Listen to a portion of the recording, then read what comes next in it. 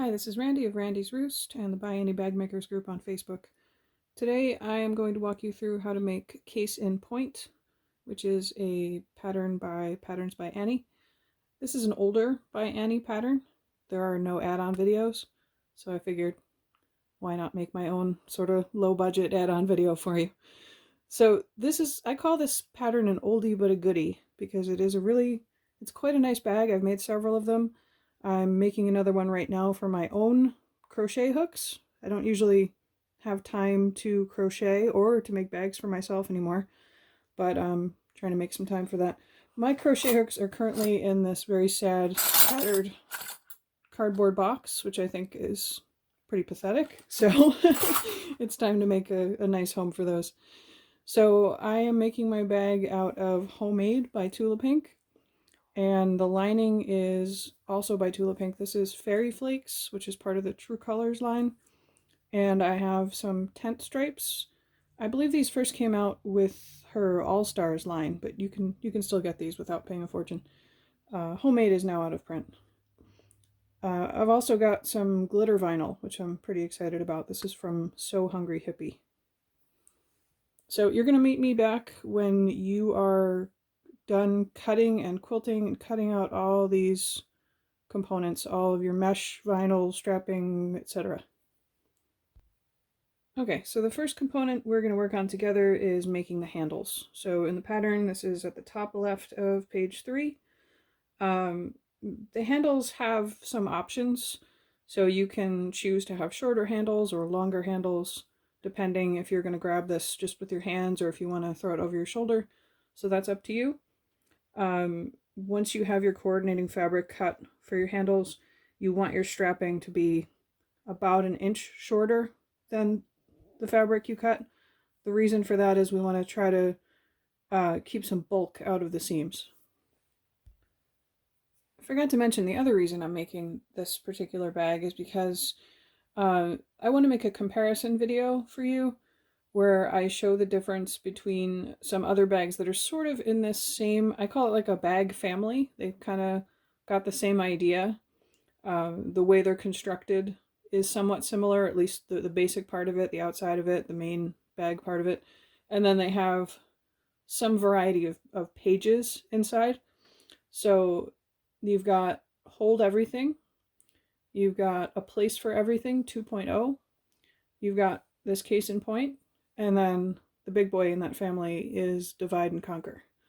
So once I've finished with this, I'm going to make a video where I sort of give you a tour of those different projects and show you how they are different. Because they all look pretty similar from the outside, but once you open them up, they have some pretty important differences.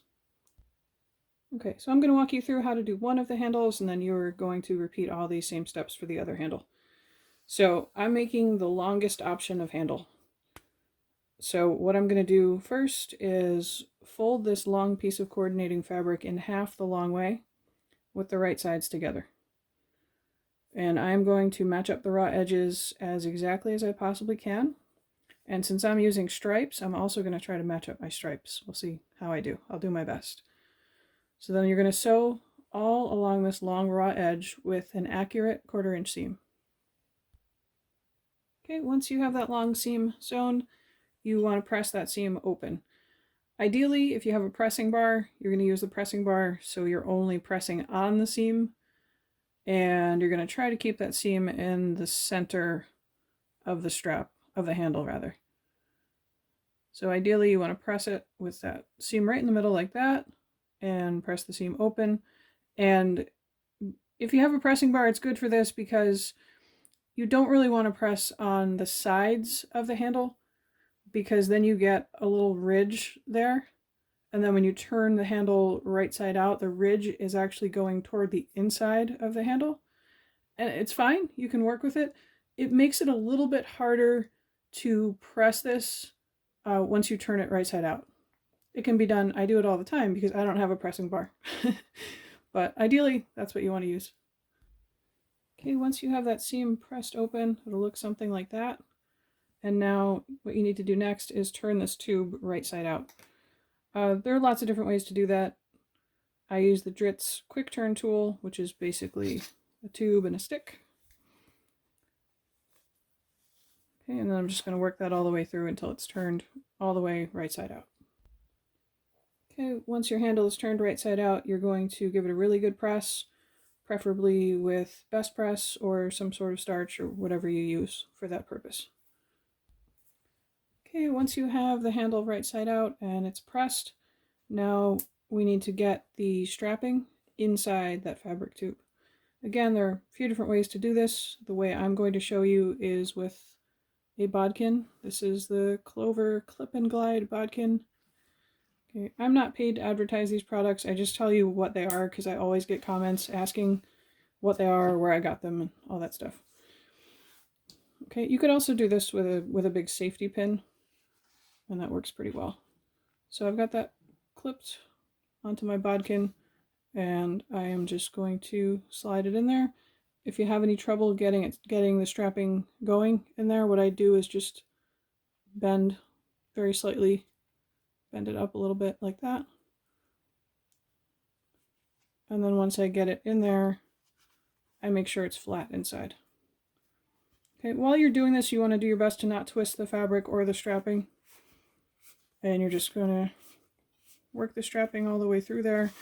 And since your coordinating fabric is longer than the strapping, you're going to have a little bit of fabric hanging beyond the strapping on each end. Just try to make sure that amount is about even on each end.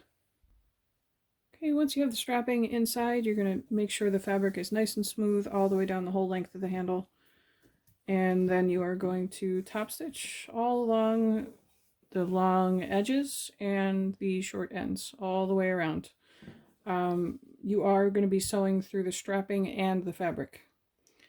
And this is a top stitch length for me is usually 3.5. Okay, so that's one handle done. And like I said, you're going to follow all those same steps to make the second handle. And then you can set those aside. And next up, we are going to prepare the stabilizer pocket. And we are going to attach it to the center strip.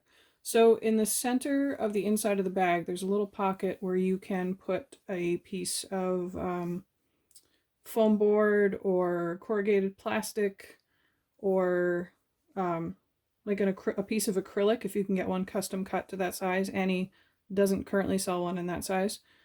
Or you could be really clever and find a ruler that's that size, and then you can just use it as a stabilizer and you'll have your ruler handy at the same time, so that's pretty cool.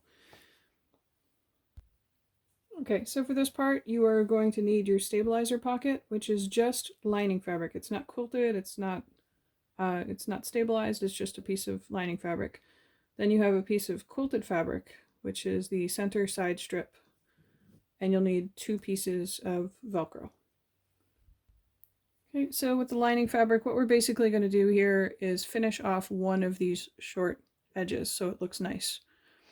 So what you need to do is turn it to the wrong side, fold one of those short edges in by 1/4 of an inch and press it, and then fold it over again another 1/4 of an inch and press it, and then sew this down. You're basically making a little hem